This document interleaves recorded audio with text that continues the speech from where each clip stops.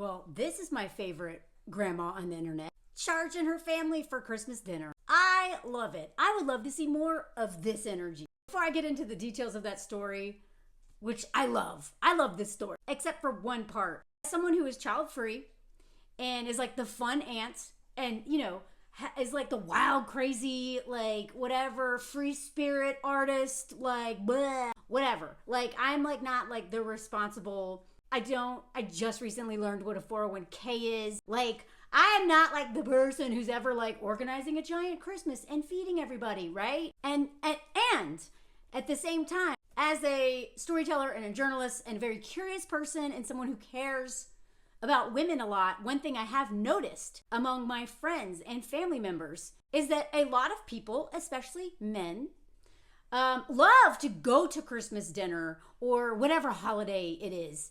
They love for their wives to host.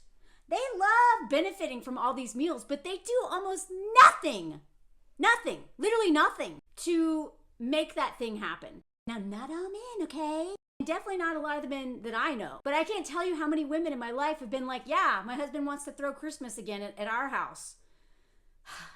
But he literally won't do anything unless I delegate. And even that is like, it's almost worth like not doing because it's explaining and blah, blah, blah. So as somebody who has benefited from women who do this and who now understands more, not through experience, but from listening and paying attention, just how much work mothers and grandmothers especially do to make Christmas magic, holiday magic,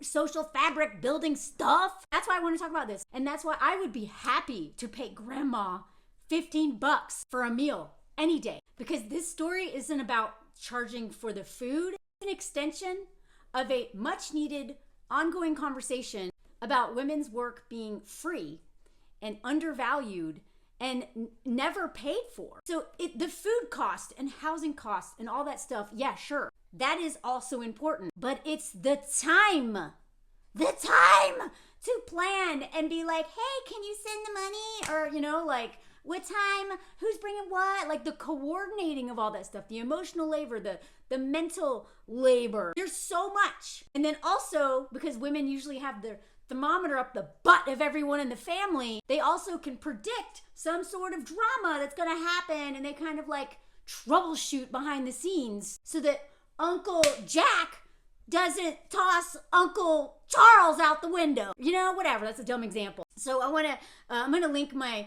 mutuals video here in the caption, Bourbon Bougie. I first saw this story because of her, and you know, I love her content, so if you're not following her, please do. So grandma not only started charging for Christmas dinner a while back, she is raising her prices because of inflation. Look at all this stuff you get for such a small price. For the fee paid, they will get a mini buffet of sandwiches before a slap-up turkey dinner, whatever. I've never heard slap-up. That must be some sort of British slang. With all the trimmings on Christmas Day, along with a nut roast and a choice of 4 desserts, followed by a full buffet on December 26th. So that sounds like 3 meals to me. Oh, and she's also feeding her parents, like separately. I love this part right here. Not only is she making them pay, she's giving them a very timely deadline, December 1st, and she makes them do a bank transfer so she can keep up with who's paid what and when. Of course, the internet's like, you know, people are like, what is Scrooge?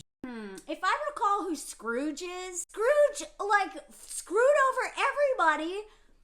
An old lonely man who added no value to anyone's life, exploited all of his workers, didn't share, and it took 3 ghosts at least, and a disabled child who's poor. Christmas Day for Christmas night for him to be like, maybe I should change a little bit. And they want to call grandma, who values her time, who probably doesn't have much of a pension, and whose children make more money than her. Like, the fact that they would even call it, like, the audacity of calling this woman a Scrooge. I'm sure she has done nothing but offer free labor her whole life, and every Christmas in addition to all the other days of the year. And she just wants to not break the bank feeding all these people. This grandma is a businesswoman and she's keeping track of the stragglers. Because we know, and I have been guilty of this myself. My sister has had to lecture me more than once that I need to ask her what my nieces want for Christmas more than a week before Christmas, especially since I live in France and have to figure out a way for it to get delivered. And I started realizing that I create more work for my sister when I am not timely and thinking about this stuff way ahead of time. And if this helps anyone who has been like me in their past to stop doing this and creating more work for the people you love most, start thinking a month ahead of Christmas. How can I make the mothers and grandmothers' lives easier? A Christmas list, asking what you can bring, depositing the money. This is the only part I don't agree with. She used to charge the kids differently, and rightfully so.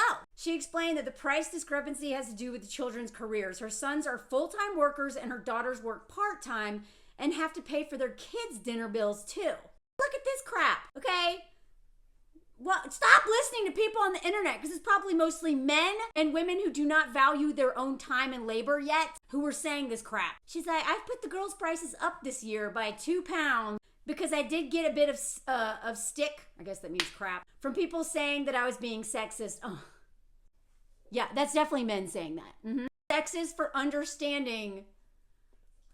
Let me tell you something. Even if her daughters made the same income as her sons, the fact that they have children they have to pay for, and the fact that those women are undoubtedly helping her, and most likely at least, especially because they're mothers, they are probably going in the kitchen, helping, cleaning up. I mean, have you been to a holiday meal? How many times is it the men sitting there watching TV and the women doing all the prep and all the cleaning in the kitchen together? So I'm sorry, but no, you should drop your prices for the girls. I do not. This is bad. Stop listening to the internet, Caroline. Not that I listen to public opinion particularly, but it sounds like you did. It sounds like you did. Justice for your daughters. Also, given that you, like most people in her generation, and like most people still, probably treats her sons differently than her daughters. So you know what? If you can knock a couple bucks off of Christmas dinner as some sort of acknowledgement that you probably let your sons get away with a lot of crap and that your daughters would never get away with, then you should do that. This is the energy I want to see in 2024. I would be happy to pay 15 euros, 15 pounds, $15. I would be happy to pay 50 because that's probably what that's worth. I can't believe that she's charging so little. Up your prices, Caroline! For any men who follow me or women like myself who have not fallen into traditional roles that we were taught we had to, please pay attention to the women that are doing all this labor. A lot of women wouldn't dare ask for money to feed a whole group of people. Maybe we should just start offering or slide it into her purse. Seriously, a lot of moms won't even accept gifts when you give it to them. Just find a way, because even helping out, sometimes they won't let us help, or sometimes our help is actually a burden and creates more work. But money, most people could use, unless they're super rich, a little help with the grocery bill, since we will never put a value on women's endless labor of cooking, cleaning, food shopping, meal planning, and all the emotional labor that goes into that holiday magic.